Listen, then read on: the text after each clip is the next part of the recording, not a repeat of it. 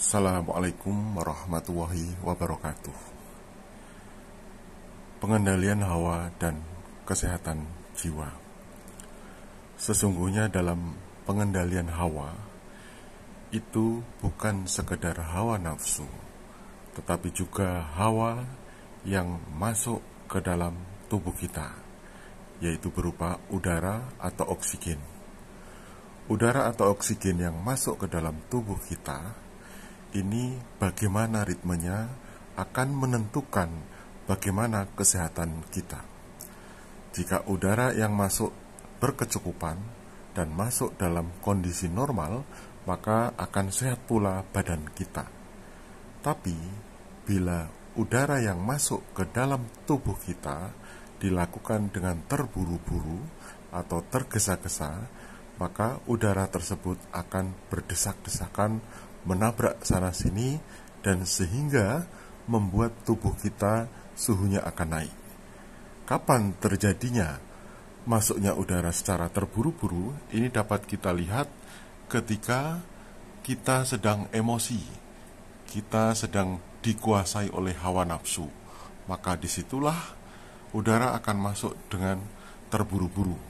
Akan terlihat biasanya kalau kita terengah-engah, kita bernafas secara memburu, sehingga udara yang masuk akan bertabrakan sana-sini dan membuat badan kita suhunya akan memanas, jantung akan terpacu lebih cepat, sehingga badan bisa bergetar karena masuknya udara tadi yang secara cepat tak beraturan.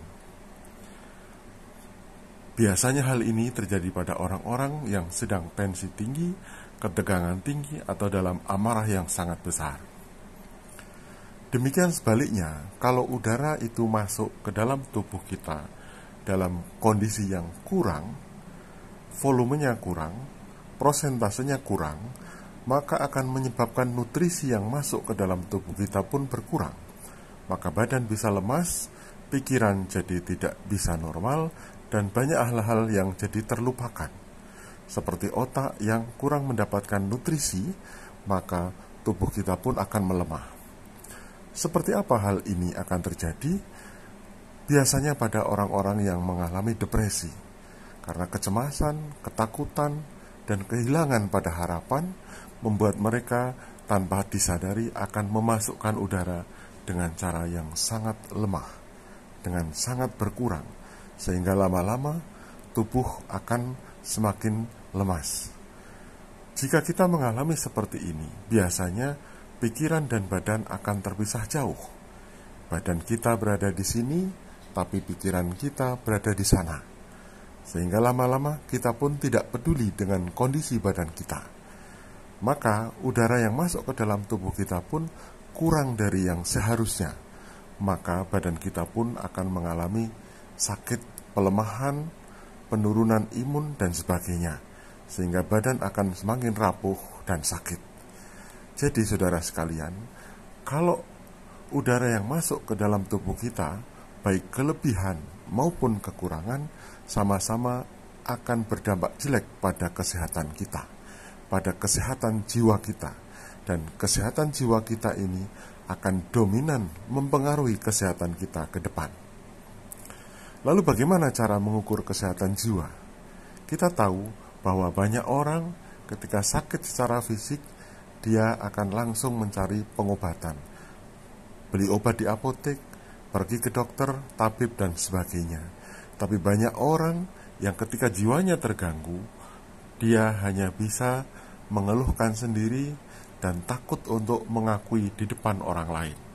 Maka kondisi seperti ini bisa membuat jiwanya makin lama makin rapuh, dan tubuhnya pun akan berdampak semakin lama menjadi tidak sehat. Kondisi yang demikian harus diwaspadai oleh semua orang. Bagaimana bukti bahwa kesehatan jiwa itu lebih dominan daripada kesehatan fisik? Mari kita lihat contoh sebagai berikut. Apabila kita badan dalam kondisi yang sangat sehat, secara ukuran kesehatan lab kita sehat semua, fisik kita sehat, jantung kita sehat, kolesterol kita sehat, dan sebagainya dan sebagainya. Tapi ketika saat itu kita mendadak mendengar berita bahwa orang yang sangat kita kasihi meninggal karena sebuah kecelakaan, maka berita yang mendadak itu bisa membuat seluruh tubuh kita yang tadinya sehat itu menjadi semakin tidak sehat, semakin mendadak bisa rapuh dan kadang pingsan. Kenapa itu terjadi? Karena batin atau jiwa kita yang tergoncang. Nah, bagaimana kalau badan kita ini sedang rapuh?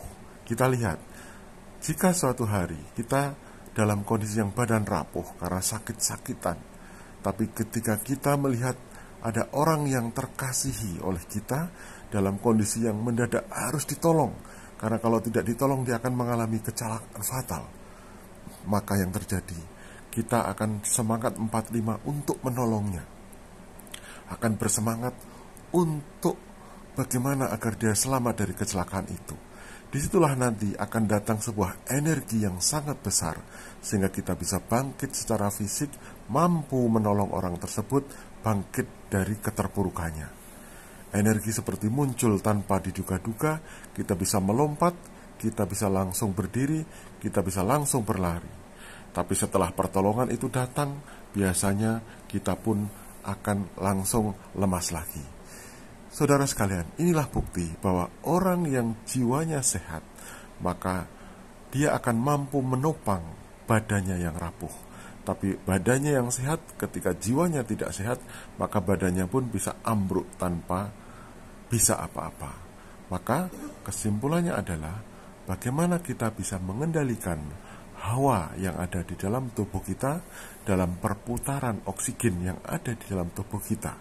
Baik kita dalam berzikir, kita bersemedi, kita meditasi, kita atur nafas, itulah adalah langkah pengaturan kesehatan dalam jiwa kita. Dan itu pun juga berdampak bagaimana penguasaan batin kita untuk selalu bisa berusaha sabar dan ikhlas menghadapi segala apapun yang kita hadapi di dunia ini. Karena kita tidak tahu apa yang akan terjadi esok. Kita tidak akan tahu apakah esok akan mengalami kesenangan ataukah keburukan, ataukah kesedihan. Maka siapkanlah batin kita untuk bisa menghadapi apapun yang akan terjadi besok. Semoga penjelasan ini bermanfaat bagi kita semua. Terima kasih. Wassalamualaikum warahmatullahi wabarakatuh.